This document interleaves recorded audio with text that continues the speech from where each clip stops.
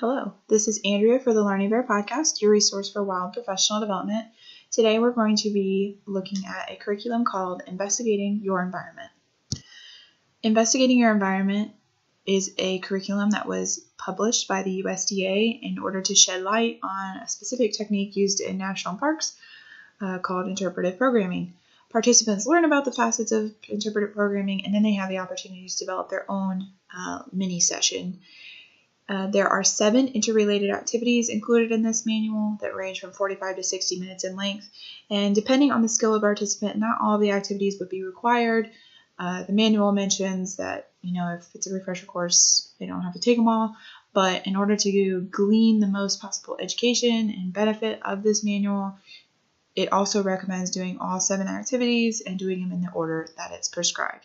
It does offer alternatives if that order doesn't make sense to you, but it does want you to do it the way they're listed in the manual. This curriculum is focused at adults because adults are typically the ones leading interpretive programming, but I think it would be interesting to see a youth-led interpretive programming. That could be really interesting. Activity number 1 involves the principles of interpretation. Basically, you're given a worksheet and you discuss in class as well as in smaller groups the principles of interpretation so that you fully understand what interpretation and interpretive programming means and does. The problem with this activity is it's not very creative, it's not exciting, but it gets the job done, so got to give them props for that. Activity number 2 is all about your audience.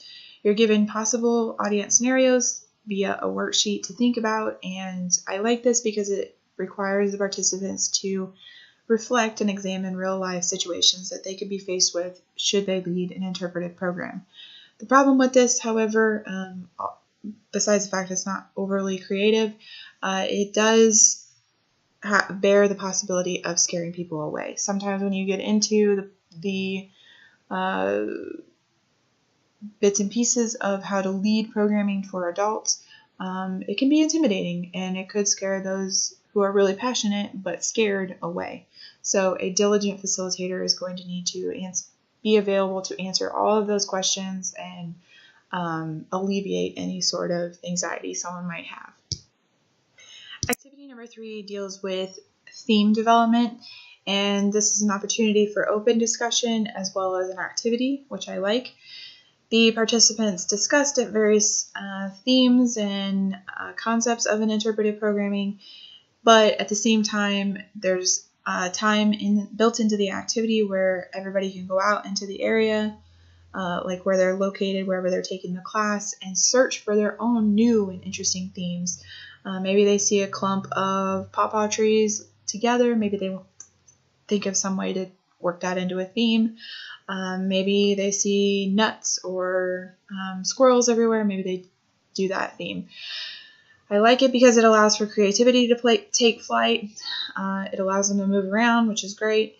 I will say that anytime you group some passionate people together, there's a likelihood they're going to become distracted by sharing a bunch of anecdotes and lose focus. So the facilitator is really going to have to stay on track and gently guide them back to the focus of the class.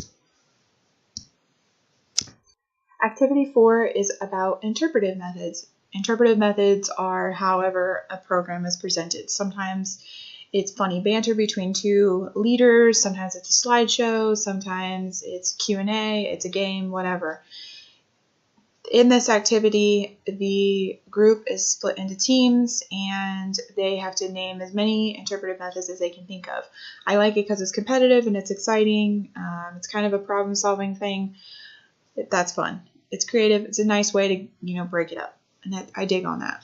Activity 5 is where the participants develop programming to share with the group. I like this because it allows them time to work freely and creatively, allows them their own expression of what interests them, and it's a hands-on activity.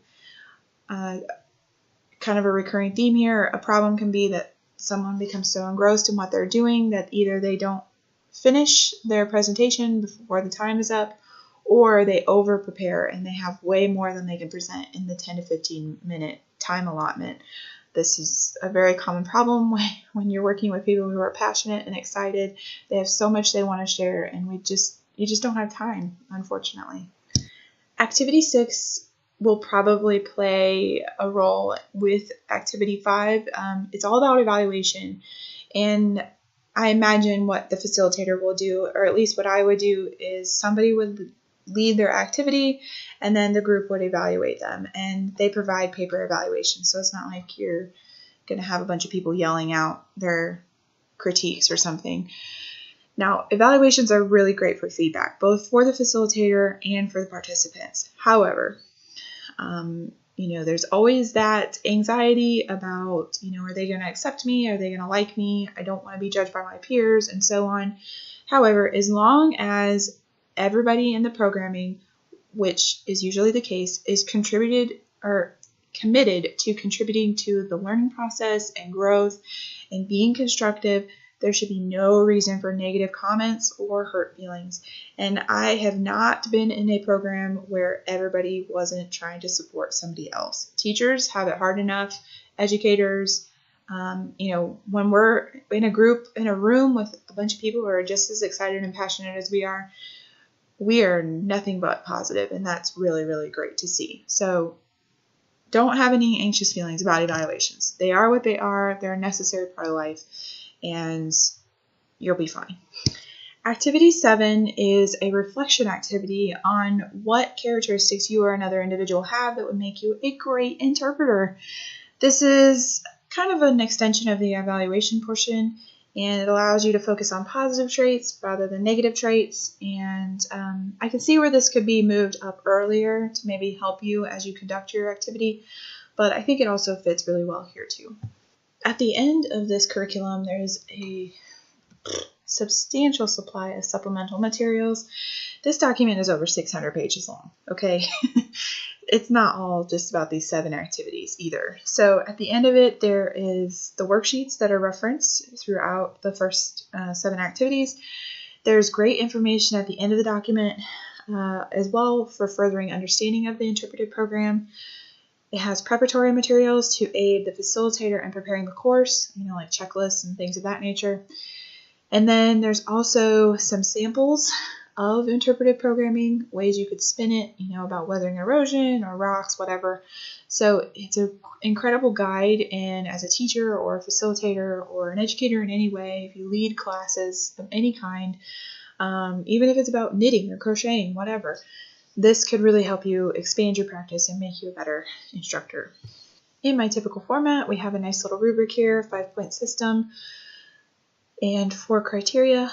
In content structure and meeting objectives, I think this curriculum does that without a doubt. It hits all the marks without question. It's straightforward, it's relevant, it's interesting for the most part, and then it has, 500, almost probably closer to 650 pages of just supplemental stuff that's not even related to the activities. So it has everything you need to be a really good instructor and leader.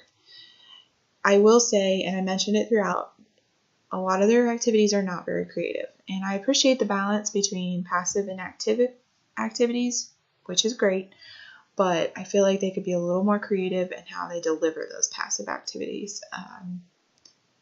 My brain has already been thinking about ways I could spin them to make them more interesting. And I'm sure if your brain works like mine, you probably were too. So I do take a point off for creativity, but still 95%. A curriculum, check it out. It's called Investigating Your Environment, put out by the USDA. Check it out if you're interested. And if you have any questions, feel free to email me at learningbearpodcast@gmail.com. Have a great day. Bye.